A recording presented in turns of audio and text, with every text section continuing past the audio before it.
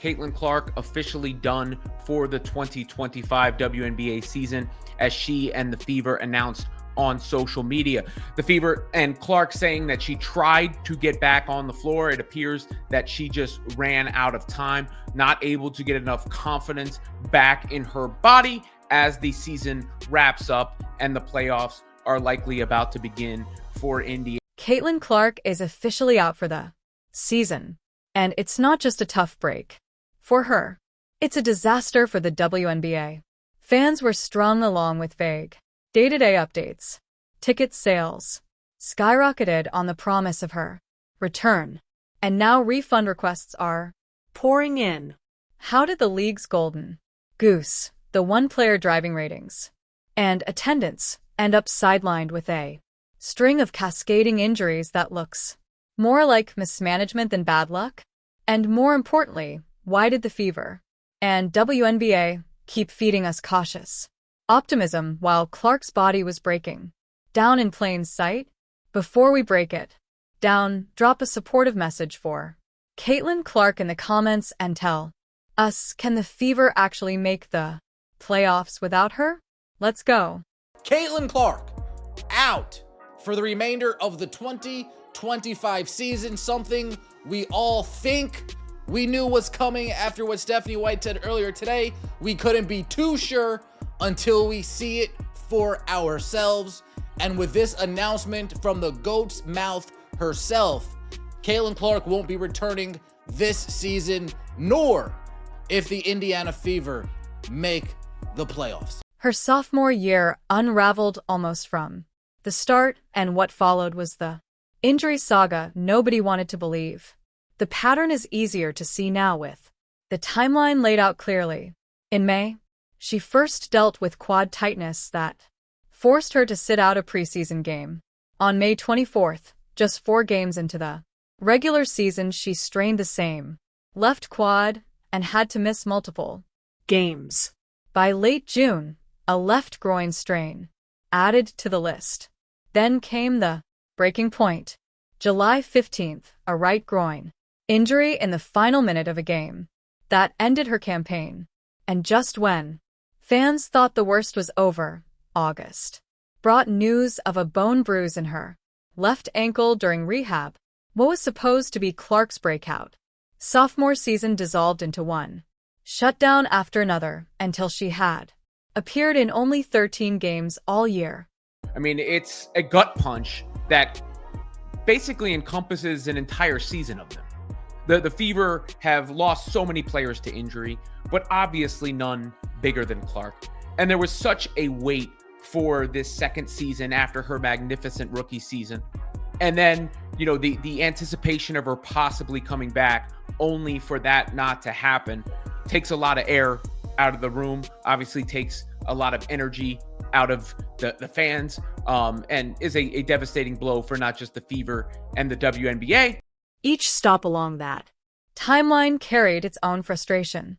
The team consistently labeled her injuries as day-to-day language that kept audiences optimistic. That phrase suggested a quick turnaround and allowed hope and ticket sales to carry on.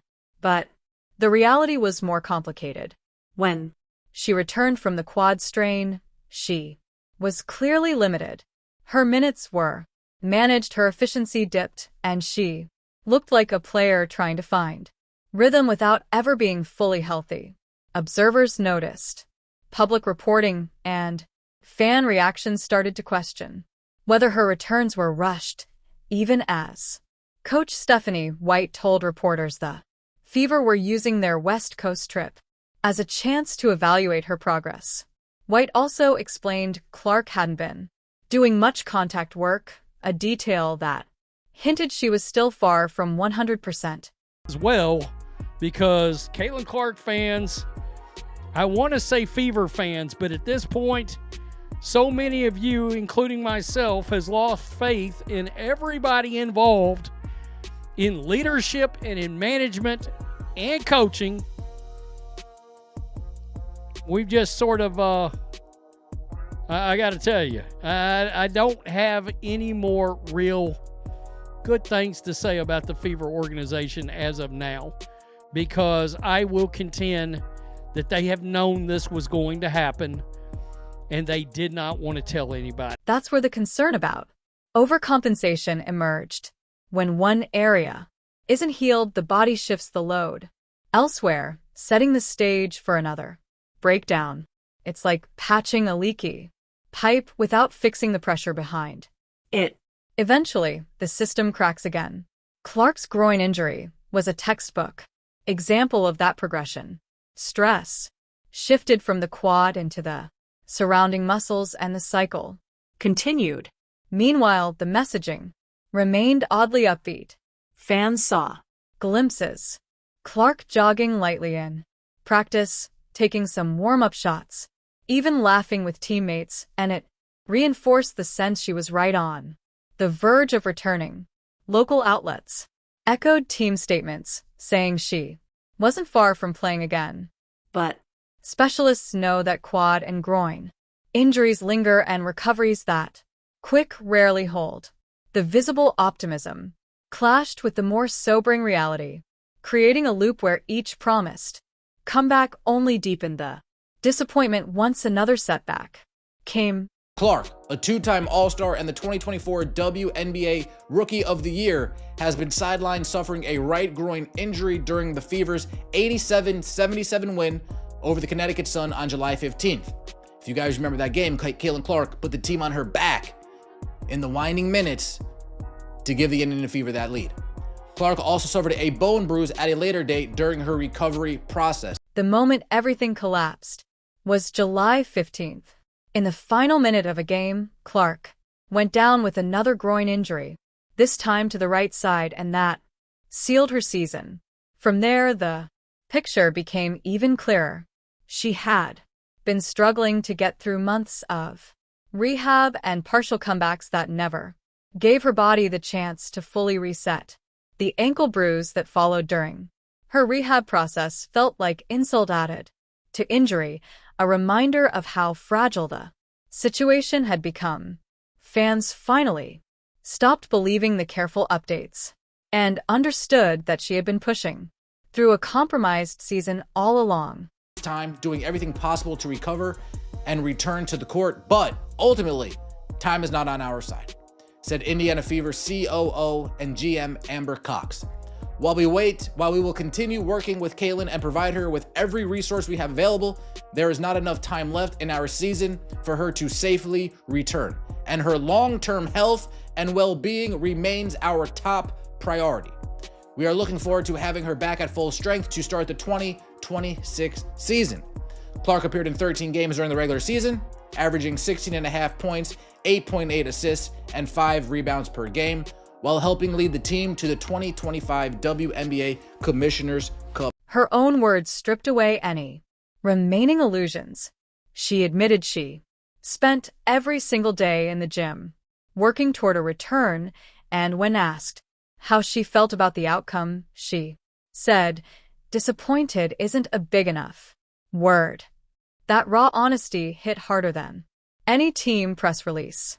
Clark had poured every bit of effort into salvaging her season, while the public narrative made it sound like she was on the verge of being fine. In the end, the truth was simple. A string of injuries piled up, took her off the court, and left the Fever without the one player who had reshaped the league's relevancy in real time. And this is what Caitlin wrote. I had hoped to share a better update, but I will not be returning to play this season. I spent hours in the gym every day with the singular goal of getting back out there. Disappointed isn't a big enough word to describe how I am feeling. I want to thank everyone who had my back through all the uncertainty. This has been incredibly frustrating, but even in the bad, there is good. The way fans continue to show up for me in the Fever brought me so much joy and important perspective. I'm so proud of how this team has only gotten stronger through the adversity this year. Now it's time to close out the season and claim our spot. And there's one more layer to this. As Clark's injuries piled up, many couldn't help but notice the physical toll she absorbed every single game. The league promoted her as the new face of women's basketball, yet her body broke down under constant pressure. Fans began asking a harder question. If she was already dealing with this many setbacks, why did it seem like no one was protecting her on the floor? That's where frustration shifted from injuries themselves to the way she was treated on the court and the lack of help from referees who watched it happen. That frustration spilled over into something bigger. The debate about how Caitlin Clark was being officiated and how the league chose to handle its brightest star. This is the story of bullying on the court, referees under the microscope, and the gamble the WNBA made with its golden goose. Well, it all started last year, in her rookie season, where she received 20% of all the flagrant fouls in the league. And most of them came from Angel Reese in the Chicago Sky. And these weren't basketball plays. They were not only fouling her, but they were getting up, laughing about it, laughing about Caitlin Clark getting assaulted. Any other work environment, people go to jail for what's going on. Many fans and media voices began pointing to a troubling pattern. Clark was taking heavy contact, but the whistle wasn't consistent. Observers argued the officiating never seemed to adjust to protect a marquee player. Every nationally televised game seemed to feature moments where hard fouls went uncalled, and social media lit up with the same question: why is the league's most visible star absorbing so much punishment without protection? DOJ and FTC to investigate WNBA's misleading practices. Wow. Wow, wow, wow, wow, wow. So we are here now. We are here now. And what's crazy about all of this is that, guys, this is I'm not going to come on here and say that they're going to lose. Because if there was an investigation going into this team, they're not going to lose this investigation. Oh, they're going to win. Whoever is representing Caitlin is going to win. It wasn't speculation. Out of nowhere, there were receipts, clips of Clark being hit, shoved, and outright bullied each and every time she steps on the court. Plays like that fueled the outrage. Fans paused their feeds and replayed those sequences in slow motion, pointing out slaps across the arm, shoulders lowered into her chest, and physical play that appeared well beyond letting them play. For commentators, highlight shows, and even casual viewers, it became not just about basketball, but about whether officials were treating Clark differently. Last year, I noticed how much it was just Caitlin Clark. Caitlin Clark was taking all the hits. Caitlin Clark was taking all the abuse.